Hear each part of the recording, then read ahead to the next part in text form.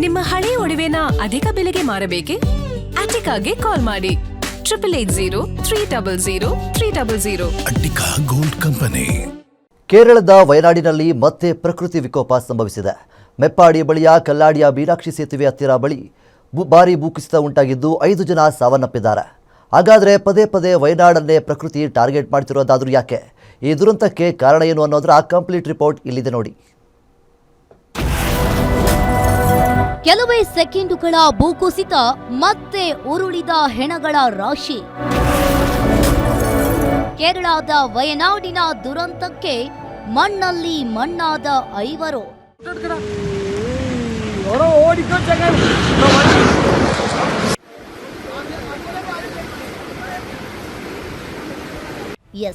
ಒಂದೊಂದು ದೃಶ್ಯವೂ ಭಯಾನಕ. ಇದ್ಯಾವುದೇ ಸಿನಿಮಾದಲ್ಲಿ ಬರೋ ಸೀನ್ಗಳಂತೂ ಅಲ್ವೇ ಅಲ್ಲ.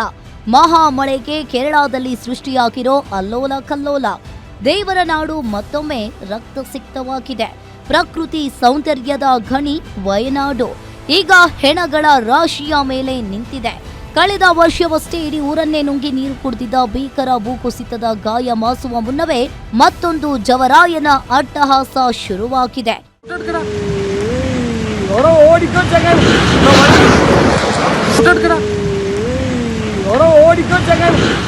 ವಯನಾಡಿನ ಮೆಪ್ಪಾಡಿ ಬಳಿಯ ಕಲ್ಲಾಡಿಯ ಹತ್ತಿರ ಭಾರಿ ಭೂಕುಸಿತ ಸಂಭವಿಸಿದ್ದು 5 ಜೀವಗಳು ಬಲಿಯಾಗಿದ್ದು ಇಡೀ ಪ್ರದೇಶವೇ ಸ್ಮಶಾನ ಸದೃಶ್ಯವಾಗಿದೆ.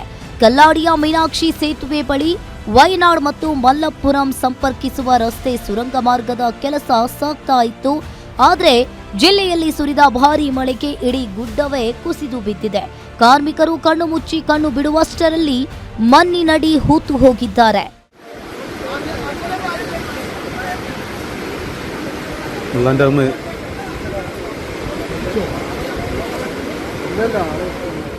ಸುರಂಗ ಮಾರ್ಗದ ಕೆಲಸದಲ್ಲಿ ನಿರತರಾಗಿದ್ದ ಕಾರ್ಮಿಕರ ಬದುಕು ಈಗ ಕತ್ತಲ ಕೋಣೆಯಾಗಿದೆ. ಕಾರ್ಮಿಕರನ್ನ ಸಾಗಿಸ್ತಾ ಇದ್ದ ಬಸ್, ಕಾರುಗಳು, ಕಂಟೈನರ್ಗಳು ಮತ್ತು ಮಣ್ಣು ತೆಗೆಯುವ ಯಂತ್ರಗಳು ಸಂಪೂರ್ಣವಾಗಿ ಮಣ್ಣಿನಡಿ ಹೂತು ಹೋಗಿವೆ. ಈಗಾಗಲೇ 5 ಶವಗಳನ್ನು ಹೊರತೆಗೆಯಲಾಗಿದ್ದು ಅವಶೇಷಗಳಡಿ ಇನ್ನು ಹಲವರು ಸಿಲುಕಿರುವ ಆತಂಕ ಕಾಡ್ತಾ ಇದೆ.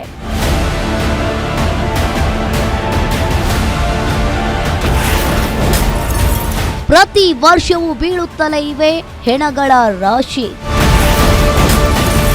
ಪ್ರಕೃತಿಯ ವಿಕೋಪವೋ ವ್ಯವಸ್ಥೆಯ ನಿರ್ಲಕ್ಷ್ಯವೋ?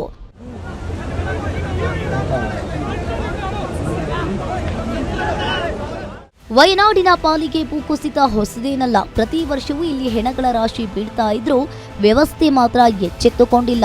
2019ರಲ್ಲಿ ಪಕ್ಕದ ಪುತ್ತುಮಲದಲ್ಲಿ ಸಂಭವಿಸಿದ ಭೂಕುಸಿತಕ್ಕೆ 17 ಜೀವಗಳು ಬಲಿಯಾಗಿದ್ದವು.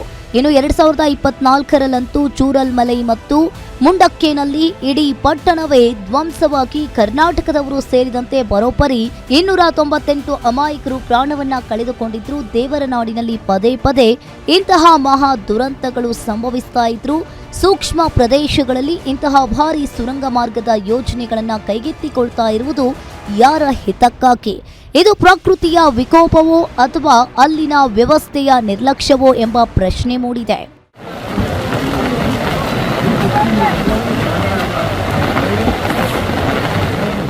ಸದ್ಯ ದೇವರನಾಡು ಕಣ್ಣೀರಿನ ಕಡಲಲ್ಲಿ ಮುಳುಗಿದೆ. ಕಣ್ಣೆದುರೇ ಪ್ರೀತಿ ಪಾತ್ರರನ್ನ ಕಳೆದುಕೊಂಡ ಜನರ ಆಕ್ರಂದನ ಮುಗಿಲು ಮುಟ್ಟಿದೆ. ಸದ್ಯ ಗಾಯಾಳುಗಳ ಚಿಕಿತ್ಸೆಗಾಗಿ ಆರೋಗ್ಯ ಇಲಾಖೆ ಅಲರ್ಟ್ ಆಗಿದೆ.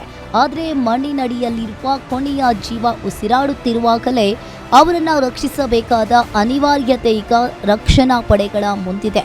ಇನ್ನಾದರೂ ಸರ್ಕಾರಗಳು ಇಂತಹ ಸೂಕ್ಷ್ಮ ಪರಿಸರ ವಲಯಗಳಲ್ಲಿ ಬೃಹತ್ ಯೋಜನೆಗಳ ಹೆಸರಲ್ಲಿ ಪ್ರಕೃತಿಯ ಜೊತೆ ಚೆಲ್ಲಾಟ ಆಡುವುದನ್ನು ನಿಲ್ಲಿಸಬೇಕಿದೆ. News desk, guarantee news.